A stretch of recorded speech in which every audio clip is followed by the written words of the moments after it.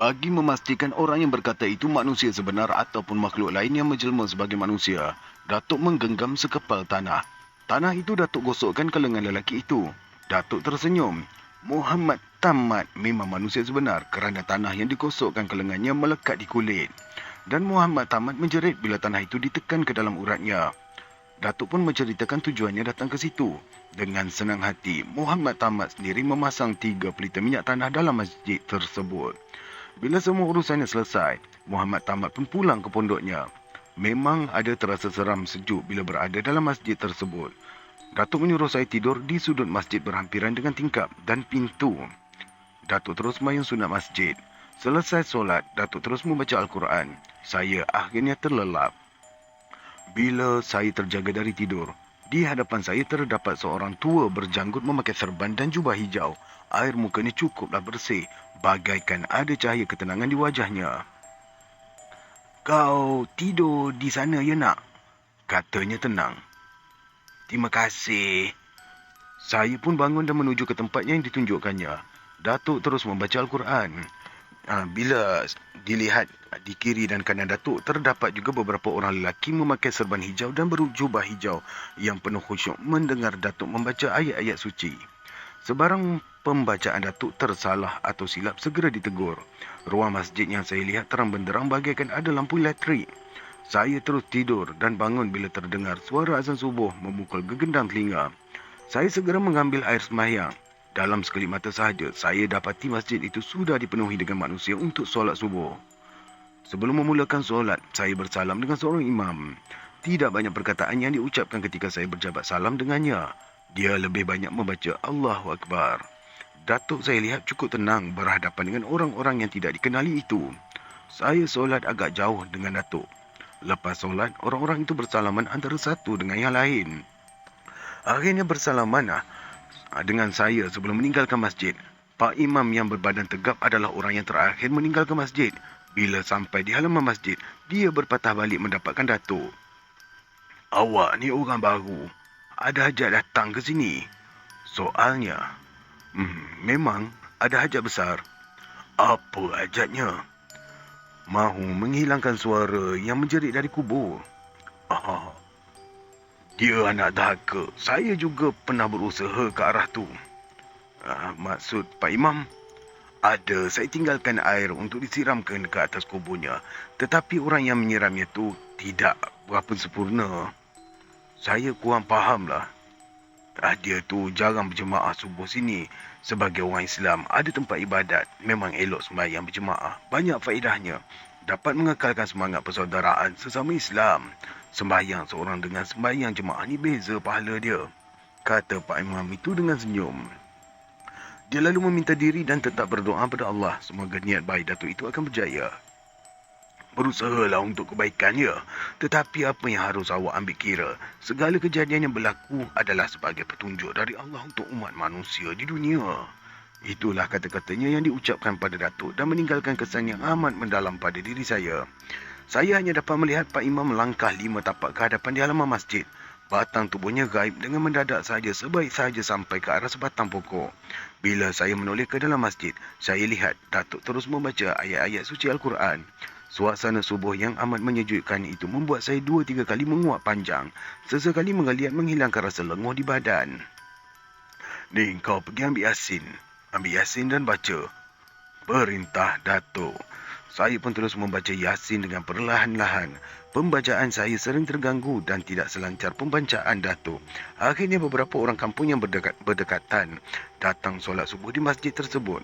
Mereka merasa agak pelik kenapa saya dan Datuk tidak terus sama solat berjemaah bersama dengan mereka. Dari gerakan dan kedipan mata mereka membayangkan kesangsian. Agaknya mereka mengira saya dan Datuk berlainan mazhab ataupun menerima ajaran agama yang silap. Bila mereka selesai solat, Muhammad tamat menghampiri Datuk. "Kenapa tak berjemaah sekali?" tanya Muhammad tamat. "Oh, kami dah solat jemaah." Dengan siapa?" Tadi ramai orang datang penuh masjid." Tak ni, saya bercakap dengan Pak Imam. Saya bertukar senyum dengan Bilal muda. Muhammad tamat mengerutkan keningnya. Dia termenung sejenak. Cepat-cepat dia menuju ke sudut masjid sebelah kanan dan mengambil sebotol air jernih. Dia datang pada Datuk semula. Awak ni bermimpi agaknya. Lah, saya bercakap benar. Air dalam botol yang awak ambil tu pun pemberian Pak Imam. Pelik. Saya lihat muka Muhammad Tamat berubah lagi.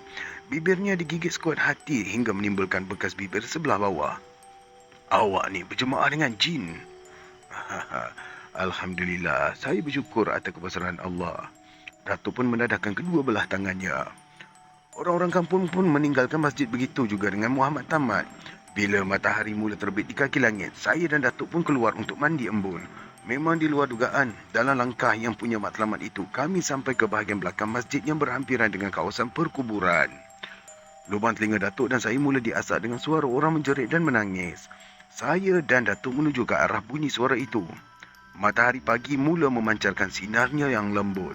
Air embun di hujung daun yang terkena sinaran matahari nampak bermanik-manik. Burung-burung mula melompat dari dahan ke dahan sambil berkicau riang.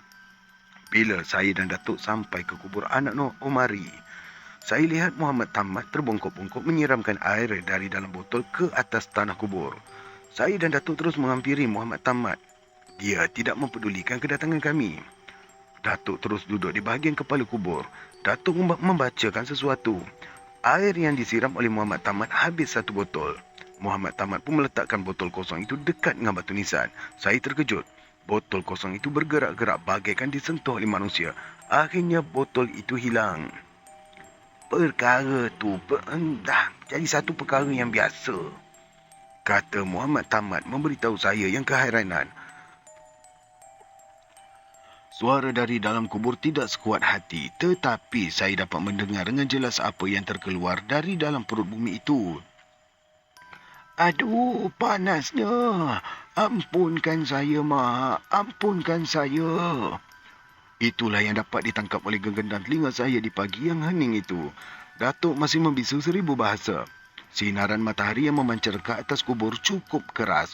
Walaupun hari masih lagi pagi benar, saya perhatikan dengan penuh teliti. Memang terdapat kepulan asap nipis keluar dari tanah kubur. Di bahagian kaki yang berhampiran dengan batu nisan yang saya lihat, tanah di situ bagaikan retak-retak kecil. Saya segera menyatakan apa yang saya lihat itu pada Datuk. Datuk menyuruh saya diam. Muhammad Tamat meninggalkan kami berdua di situ. Datuk pula terus membacakan ayat-ayat suci. Saya tetap berada di samping Datuk. Bila Datuk selesai membacakan ayat-ayat suci dan menoleh ke kiri, saya dapati Pak Imam yang berjubah hijau berdiri di sisinya. Pak Imam bersalaman dengan Datuk sambil berkata, "Dia tu anak derhaka." Pak Imam itu hilang. Suasana di tanah perkuburan terasa cukup sepi. Kicau burung tidak kedengaran. Apa yang saya alami ialah rasa seram. Bulu tengkuk saya meremang tidak menentu. Suara dari dalam kubur terus hilang. Saya dan Datuk pun pulang ke rumah Omari. Di rumah Omari, Datuk duduk di ruang tengah memakai baju dan seluar hitam kecil dengan tanjaknya sekali. Datuk merenung ke arah matahari terbit. Sebelah kanan lututnya tersusun beberapa batang pohon kayu kecil. Sebelah kiri lututnya pula terletak mangkuk putih tanpa air. Datuk bertafakur kira-kira 10 minit. Semua yang Datuk lakukan itu diperhatikan oleh Omari dan saya penuh teliti. Datuk memejamkan matanya rapat-rapat. Saya terdengar suara orang batuk. Entah dari mana datangnya pun tidak saya tahu. "Kau benar-benar mahu menolongnya?" terdengar suara gaib. "Ya, Pak Imam." "Dosanya akan hilang sesudah diampunkan oleh ibu yang melahirkannya." "Lagi, Pak Imam, dia harus juga meminta ampun pada ibu tirinya." Sebaik saja suara itu hilang, Datuk membukakan matanya. Di tangan kanan Datuk tergenggam sehelai kain yang berwarna hijau. Kain itu terus dibelitkan ke lehernya. Datuk merenung ke wajah Omari tepat-tepat. "Kau sayangkan anakmu?" tanya Datuk. Tentu." Maka berceritalah Omari bahawa anaknya itu pernah menendang dan memaki ibunya sesuka hati. Malah pernah melukakan perasaan ibunya yang melarang dia bercampur gaul dengan budak-budak nakal. Larangan itu tidak dipedulikan oleh anaknya. Akhirnya anak itu terlibat dengan kumpulan penghisap ganja dan jadi peminat ekor 3 nombor. Untuk makluman semua, saya pun baru tahu ni. Masa itu judi 4 nombor masih belum ada. Baik, kita teruskan. Anak saya tu, dia buat kerja-kerja syirik. Menyembah pokok, pergi ke kubur lama, menurun nombor ekor. Kata Omari dengan wajah yang amat muram. Datuk hanya mendengar dengan penuh teliti. Omari juga menyatakan, ibunya menentang perbuatan itu hinggalah timbul pertengkaran. Anaknya tidak dapat mengawal perasaan lalu memaki ibunya sendiri. 3 bulan lepas peristiwa itu, Omari pula bercerai dengan isterinya, lalu berkahwin lagi. Anak saya akhirnya bengkak kaki dan tak boleh berjalan. Isteri kedua saya merawatnya. Masa merawat itulah anak saya membaling isteri muda dengan kayu hinggalah dahinya luka.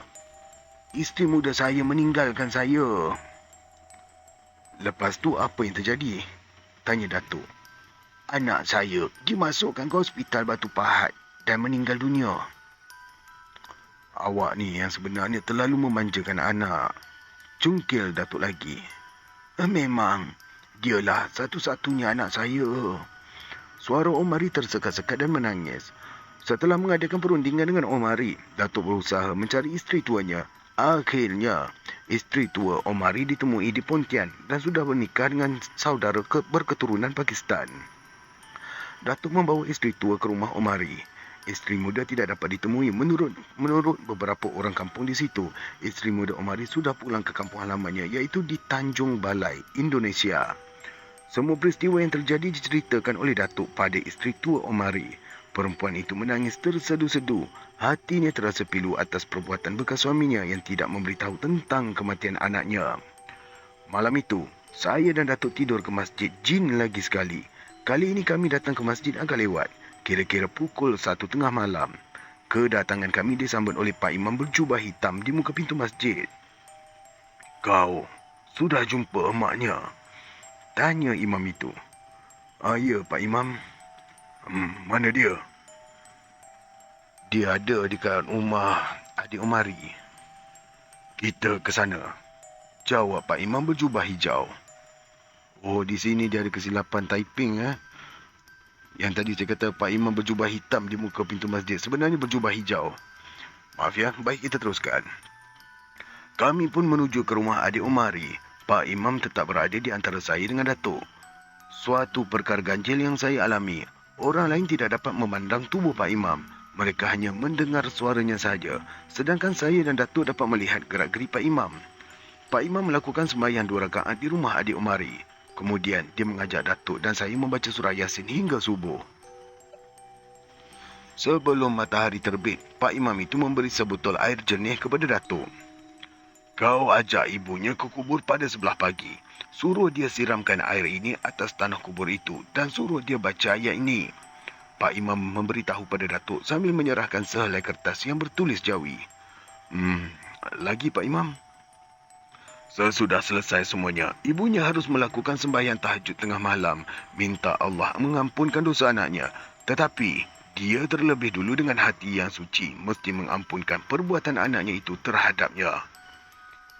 Janda Omari dan iparnya termangu-mangu mendengar suara gaib itu. Mereka hanya nampak sekilas pandang bentuk tubuh imam yang berjubah hijau waktu berdiri di muka tangga sebelum menghilangkan diri dari kami semua. Terima kasih kerana sudi mendengar dari mula hingga habis. Jangan lupa untuk next episode lagi ya. Terima kasih dan Assalamualaikum.